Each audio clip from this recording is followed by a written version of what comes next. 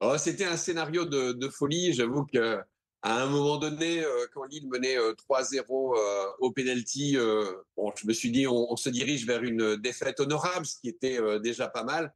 Mais alors le scénario improbable, je crois que je n'ai jamais vu un match de football où les probabilités étaient aussi faibles de pouvoir remporter un match. On marque à la 96e minute dans le temps réglementaire et après au penalty, on est mené 3-0. Scénario de fou.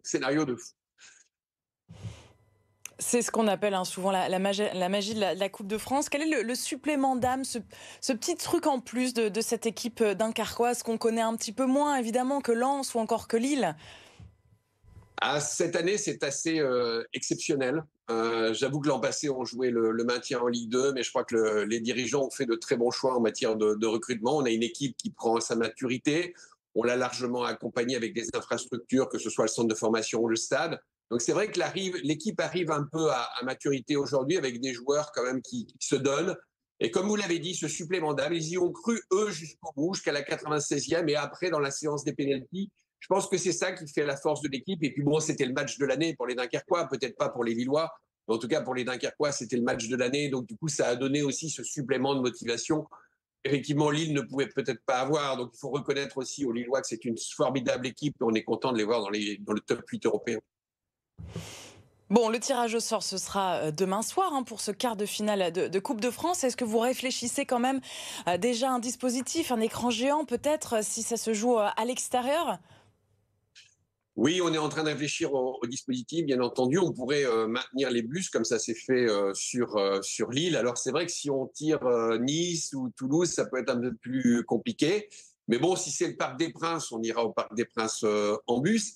Et puis peut-être qu'on aura la chance de recevoir. On a une chance sur deux. C'est vrai que pour l'instant, on n'a pas encore reçu à attribut dans cette Coupe de France. On est allé gagner systématiquement à l'extérieur. Ce serait bien de pouvoir faire la fête aussi à Dunkerque. J'espère que le tirage nous sera favorable.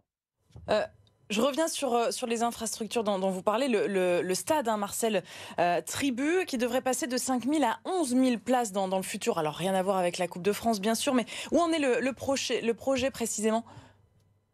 Alors en fait, quand on a construit le stade, on l'avait déjà imaginé le faire en plusieurs phases parce que Dunkerque était encore en national à ce moment-là. Et puis, toujours une incertitude du sport. Vous ne savez pas si le public sera absolument au rendez-vous. Donc, on avait décidé de faire le stade en plusieurs phases, notamment en deux phases. Et donc, on a d'abord construit un stade de 5000 places qui est opérationnel aujourd'hui. C'est le stade tribune d'aujourd'hui, mais avec la possibilité derrière les buts de pouvoir ajouter des tribunes. Ces tribunes, on pouvait les faire soit à 1500 places chacune et donc monter le stade à 8000, soit effectivement, comme je l'indique, de monter à 2 fois 3000 derrière les buts et donc ramener le stade à 11 000 places. Compte tenu aujourd'hui de la situation de Dunkerque qui est en haut de la Ligue 2, bah, faire un stade de 11 000 places, ça correspond à ce niveau-là. Et donc, on a décidé effectivement d'engager là les travaux qui devraient être opérationnels, totalement terminés, à mon avis, pour l'été 2027.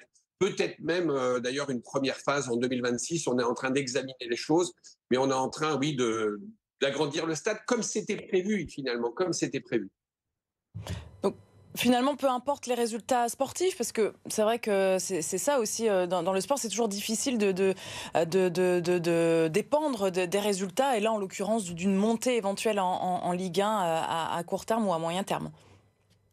Alors, ce n'était pas tout à fait sans dépendre des résultats sportifs, puisque le stade était à 5000 places. Et c'est vrai que si Dunkerque était descendu en national, par exemple, nous n'aurions pas fait cette extension, en tout cas pas tout de suite. On avait prévu de faire cette extension au moment où le club allait atteindre l'objectif qui était fixé initialement, c'est-à-dire le haut de tableau de la Ligue 2, qui était finalement l'objectif.